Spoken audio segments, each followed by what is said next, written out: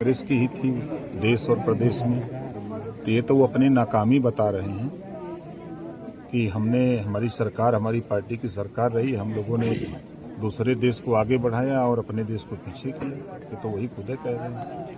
Sir, Haridwar में जो है हर की पैड़ी के जो अध्यक्ष हैं नितिन गौतम, उन्होंने ये कहा कि गंगा के प्रति सनातनियों की आस्था और विश्वास को देखते हुए सभी घाटों पर गैर हिंदुओं के प्रवेश को जो है रोक लगा देनी चाहिए।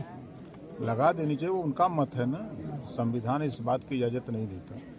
कहीं भी मस्जिद, मंदिर, गिरजा, गुरुद्वारा कहीं भी कोई जा रहा है। प्रयागराज में अर्धकुंभ चल रहा है, सभी धर्म जाति के लोग जाके स्नान कर रहे हैं, कहाँ कोई को मनाही है। ये कलकत्ता हाई कोर्ट ने जो है जो टीएमसी ने याचिका दाखिल किया हुआ था छापेमारी कार्रवाई पर रोक लगाने के लिए, उसको खारिज कर दिया है और अब जो है टीएमसी जो हाई कोर्ट सुप्रीम कोर्ट जाने की बात कर रही है।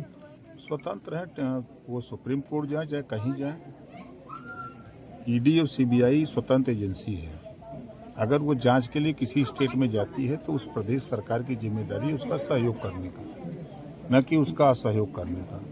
तो उन्होंने असहयोग किया है तो वो जा सकती हैं, सुप्रीम कोर्ट जाए चाहे कहीं जाए। मंत्री जी, भाजपा सरकार में कहा जा रहा है कि कानून व्यवस्था बहुत मजबूत है और दीपक राजभर की दिन दहाड़े गोली मारी जा रही है और ऐसे तमाम घटनाएं पूरे प्रदेश में हो रही है। क्या कहेंगे इस सरकार के बारे में और कानून व्यवस्था के बारे में? देखिए, घटना दुखद है। आप अगर लॉ एंड ऑर्डर की बात कर रहे हैं तो खाली इसी घटना से लॉ एंड ऑर्डर को मत जोड़िए। नहीं, तमाम घटनाएं कह रहे हैं। नहीं, तमाम घटनाएं मैं भी तो कह रहा हूं कि जब यही सपा और बसपा कांग्रेस की सरकारें हुआ करती थी तो प्रदेश में दंगे होते थे, कर्फ्यू लगते थे, आम जन की हानि होती थी। लेकिन आज 9 साल के अंदर प्रदेश में कहीं दंगा हुआ, कहीं कर्फ्यू लगा? आज उठा के आप देखिए, पूरे प्रदेश में कहीं भी कोई अपराधी अपराध अगर कर रहा है तो उसके पीछे पुलिस जी जान लगा करके पड़ी रहती है।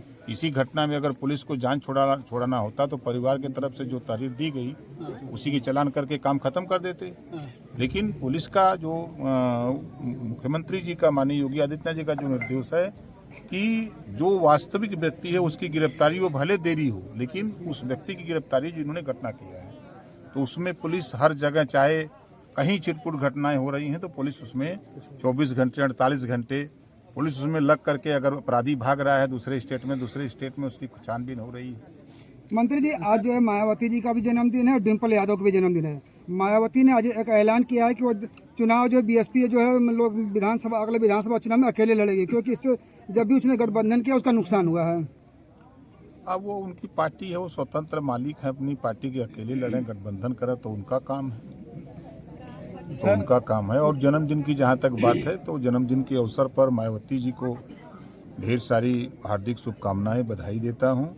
और साथ ही डिम्पल जी जो सांसद हैं उनको भी बधाई देता हूँ जन्मदिन की। सर, परिवार जो है वो बहुत दुखित है और आपकी तरफ से क्या सहयोग किया गया है? आपकी तरफ से सही व्यक्ति पकड़ा जाए, हम लोग उसी दिन से लगे हैं।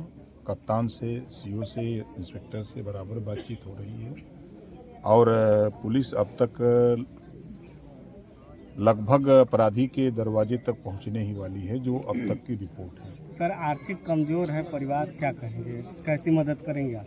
अब आर्थिक मदद जो सरकार की तरफ से होगा मदद किया जाएगा। आप अपने तरफ से चलिए।